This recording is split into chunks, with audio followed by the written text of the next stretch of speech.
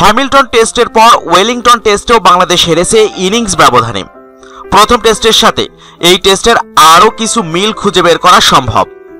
প্রথম ম্যাচেও নেইল ওয়াগনারের গতি আর বাউন্সে দিশাহারা হয়েছিল বাংলাদেশ। এই ম্যাচেও ঠিক তাই হয়েছে।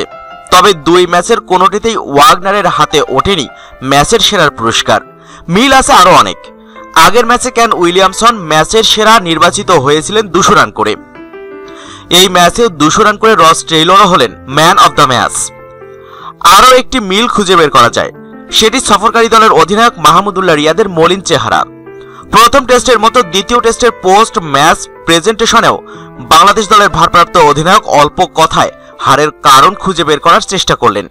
সেখানে খুব একটা চিন্তাভাবনা না করেই কাঠগড়ায় তুলে দেওয়া যায় ক্যাচ হাতছাড়া করাকে।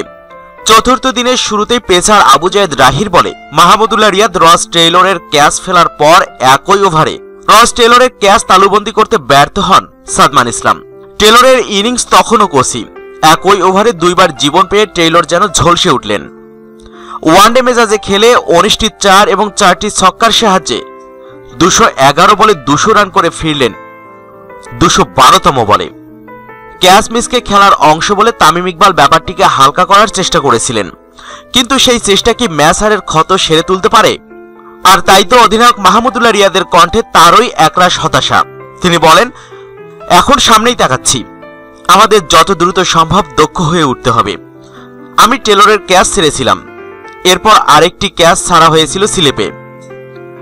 আমরা যদি সুযোগগুলো কাজে লাগাতে পারতাম তাহলে হয়তো গল্পটা অন্যরকম হতে পারত। পরিশেষে হতাশাজনক পরাজয়ে নিজেদের মানের মানদণ্ডই যেন হাতড়ে বেড়াচ্ছেন অধিনায়ক মাহমুদুল্লাহ রিয়াদ। তার ভাষ্য, খুবই হতাশাজনক। আমরা এর চেয়ে আরও অনেক ভালো করতে পারতাম। আমরা এর চেয়েও অনেক ভালো দল।